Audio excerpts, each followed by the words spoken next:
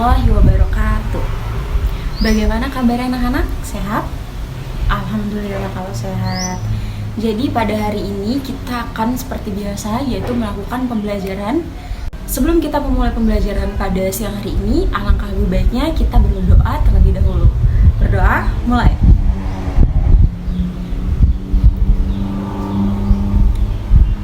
Baik, sebelum lanjut ke materi, ibu akan absen terlebih dahulu ya. Baik, masuk semua ya anak ibu ya.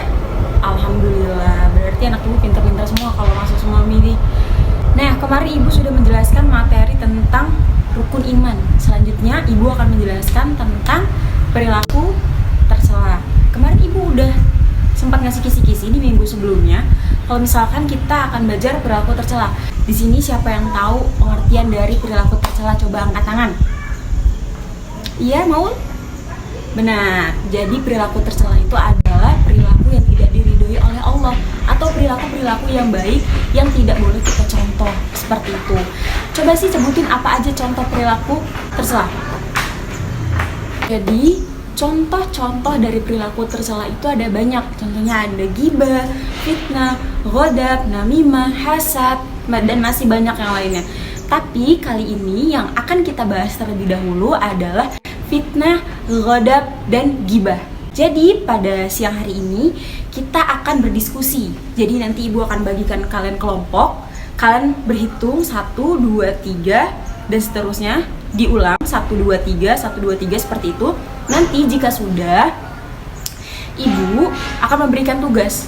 Jadi ibu akan menayangkan sebuah video yang nantinya itu akan menjadi bahan diskusi kalian.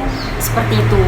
Jadi video pertama untuk kelompok pertama, dan video kedua itu untuk kelompok kedua, dan video ketiga untuk kelompok 3. Setelah kalian tonton videonya, nanti di akhir video akan ada tayangan, ada tugas. Nanti kalian akan diskusikan dengan kelompok kalian. Kalau sudah diskusi, nanti perwakilan satu kelompok untuk maju mempresentasikan hasil diskusi tersebut. Jadi misalnya kelompok 1 membahas tentang ghibah. Jadi nanti perwakilan dari kelompok 1 akan menjelaskan dan mempresentasikan hasil diskusi tersebut tentang ghibah, seperti itu. Baik, sekarang sudah paham semua? Alhamdulillah, bagus jika sudah paham. Jadi sekarang ibu tinggal memutarkan videonya, lalu kalian menyimak videonya, nanti kalian diskusikan, kalian harus memecahkan masalah dari tugas-tugas yang sudah ibu berikan. Kak, lo liat gak?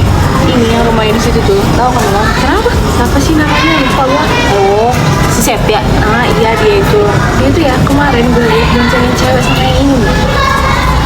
Persen kemarin bukan yang ini ceweknya? Ih, demi apa sih? Sumpah. Oh iya, HP gue mana ya, Ra? Tadi bukan HP yang lo pegang?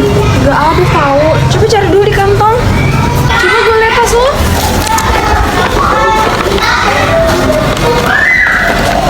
Kak, ini HP gue loh, Ra. Lo ngambil HP gue ya? Gue beneran gak tahu lo. Ini parah banget sih lo. Gue beneran gak tahu. Tadi gue udah di tas lo.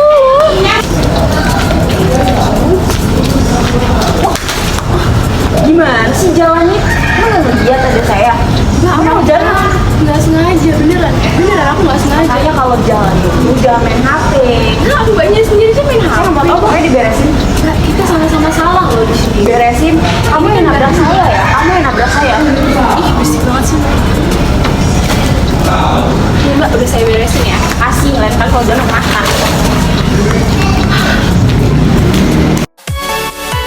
Baik, ini sudah ya, sudah semua. Tadi sudah menonton, berarti sudah paham, tidak ada pertanyaan lagi. Bagus, jika sudah paham, silahkan kalian diskusikan dengan kelompok kalian. Kalian pecahkan masalahnya, nanti kalau sudah dikumpul. Ibu beri waktu 10 menit untuk memecahkan masalah tersebut. Jangan berisik, dikerjakan. Baik, ibu rasa sudah 10 menit, waktunya sudah cukup. Kemudian sekarang kalian mempresentasikan hasil diskusinya. Dimulai dari kelompok 1. Ayo, Nindya, kamu maju ya.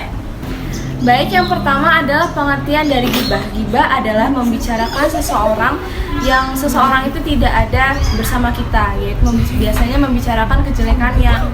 Kemudian bagaimana caranya untuk mencegah dari ghibah, yaitu pertama kita harus lebih rajin beribadah, kemudian sering-sering bergaul dengan orang-orang yang beriman ataupun saleh, kemudian introspeksi diri, menahan diri untuk menjelek-jelekan orang lain, dan selalu ingat kebaikan dari teman kita sendiri. Dengan kita melakukan gibah itu sendiri, kita akan mengalami kerugian. Kenapa kita rugi? Karena pahala yang sudah kita dapatkan dengan berlaku baik itu semua akan diberikan kepada sasaran orang yang telah kita jelek-jelekan tadi. Selain itu juga kita menjadi tidak memiliki banyak teman, karena teman kita tidak ingin berteman sama kita karena kita menjelek-jelekan teman yang lain. Kemudian jadi banyak musuh karena mereka tidak ingin bermain dengan kita. Baik, sekarang kelompok 2, siapa yang mau mewakili kelompok 2? Maulia, iya Maulia. Silakan maju ke sini, maju depan sama Ibu. Silakan dipresentasikan ya. Oke, jadi di sini saya akan menjelaskan tentang fitnah. Fitnah adalah perkataan bohong atau tanpa dasar kebenaran yang disebarkan dengan maksud menjelekkan orang. Dan sekarang dampak negatif. Dampak negatifnya adalah yang pertama dikucilkan. Yang kedua, sulit mendapat kepercayaan dari orang lain. Tiga, tidak dapat mencapai kesuksesan. Empat, tidak dapat kedamaian dalam hidup. Selanjutnya, untuk cara mencegah fitnah, yang pertama, jagalah kepercayaan orang dengan hati-hati. Jangan main-main dengan perkataan dan sikap. Tunjukkan sikap tegas dan sisi kuat pribadi. Tidak terlibat dalam kejahatan dan menjaga hubungan baik dengan orang lain.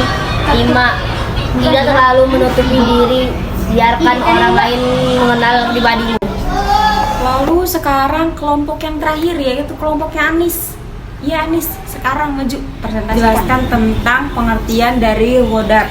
Ghadab adalah sifat tercela yang muncul ketika amarah dalam diri seseorang meningkat karena tidak senang pada perlakuan yang tidak pantas. Lalu yang selanjutnya yaitu cara menghindari sikap ghibah. Cara menghindari sikap ghibah yaitu meredam rasa amarah dengan sabar, meredam rasa amarah dengan berzikir kepada Allah, meredam rasa amarah dengan berwudu, kemudian meredam rasa amarah dengan cara merubah posisi atau berdiam diri, lalu kemudian memberi maaf. Dampak negatif dari ghadab. Dampak negatif dari ghadab yaitu yang pertama, tidak dapat berpikir tenang dalam menghadapi permasalahan.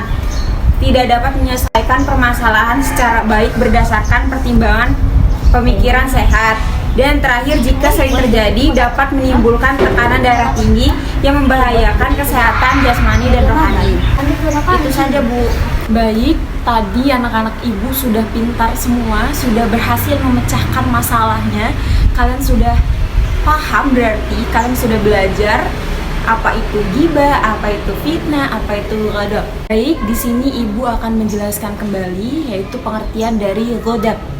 Ghadab itu secara harfiah artinya marah atau pemarah, temperamental. Nah, seperti itu. Jadi, ghadab ini adalah sifat seseorang yang mudah marah. Nah, itu nggak baik. Itu sama sekali nggak baik. Sikap pemarah itu harus kita hindari karena itu termasuk perilaku tercela. Lalu, Ibu akan menjelaskan tentang fitnah. Tadi betul apa yang dikatakan oleh Anis, bahwasannya fitnah adalah perkataan yang bermaksud menjelekkan orang lain. Nah, jadi fitnah itu nggak boleh. Lalu yang terakhir, Ibu akan menjelaskan pengertian ghibah. Pasti anak-anak semua di sini sudah pada tahu ya apa itu ghibah. Ghibah itu adalah pembicaraan jahat tentang seseorang. Gini, menggibahi orang atau mengomongi orang yang tidak baik itu sama saja memakan bangkai saudaranya sendiri. Jadi oleh sebab itu kan kalian di sini nggak mau ya makan bangkai temannya sendiri atau saudaranya sendiri, kan nggak mau ya. Nah, jadi oleh sebab itu ghibah itu harus dihindari. Baiklah, Ibu rasa sudah cukup. Tadi Ibu sudah menjelaskan pengertian dari ghibah, fitnah, dan ghadab. Jadi Ibu rasa kalian sudah paham semua. Baik, jadi kita akan melanjutkan materinya minggu depan, yaitu tentang hasad dan namimah. Jadi kalian pelajari tentang materi tersebut, kemudian minggu depan nanti kita akan diskusi kembali seputar tentang namimah, dan hasad. Masih tentang perilaku tercela. Baik, Ibu rasa cukup.